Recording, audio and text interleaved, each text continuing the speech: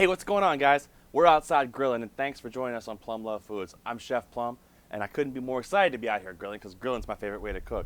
And not only is it my favorite way to cook, and we're outside, but it's like a hat trick altogether for me today because I'm also grilling beef tenderloin. Now, beef tenderloin is what you can cut a filet mignon out of, and that's what I've got for you today. A great piece of beef tenderloin. We're going to season it up. I'm going to show you how to do it with a little bit of butter and garlic, which is all you need. It's awesome. Can't wait to show you.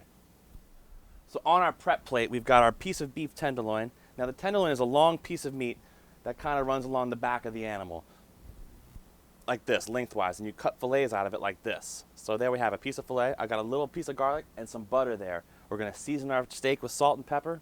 That's it. Don't overthink it, guys. It's super simple. So before we cook any of our steaks, guys, we have to season our food. And so, of course, salt and pepper. Always, always, always salt and pepper. And you know I got garlic. We're going to take some of this garlic and just rub the garlic in. Garlic is interesting. If you take a piece of garlic and you rub it on the bottom of your foot, why you'd be doing that? No idea. How do I know that? Another story. But what that does for you is you can rub it on the bottom of your foot, and in an hour, you'll taste it in your mouth. A little pepper on there. A little more pepper on there. Now, there's a couple schools of thought when it comes to cooking steaks on the grill.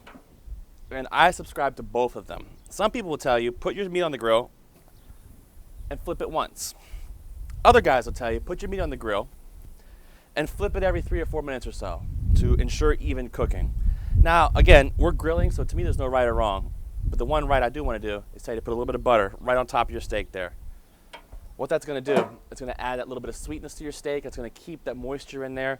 It really makes a big difference. And I just started doing that about a month ago. I was putting butter on my steaks as I'm cooking them, and the difference is unbelievable.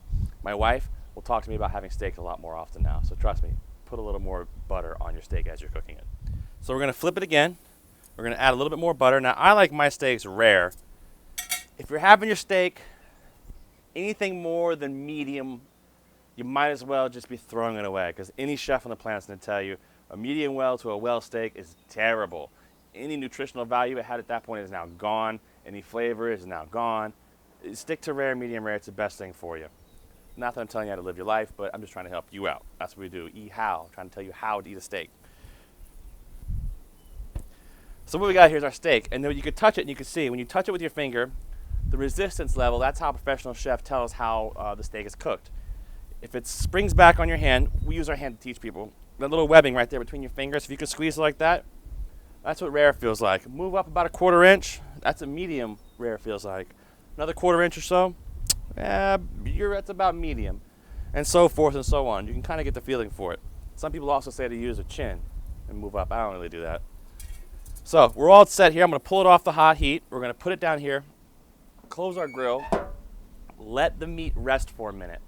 What happens is when it cooks, all those juices seize into the meat like this, and then after it rests, it kind of redistributes the meat back out. That's where all the flavor is. So give it a minute to rest. We'll plate it up. I'll show you what it looks like when it's all done. I can't wait to eat this. That's it. It's one of my favorite cuts of meat to cook, the beef tenderloin on the grill. Just remember, don't overcook it, and slap a little butter on there each time you flip it. It makes all the difference in the world, guys. I'm telling you. Slap a little butter on there. I'm Chef Plum. Thanks for checking out Plum Love Foods. We'll see you next time. There's beef tenderloin over here. I got to eat it. Later.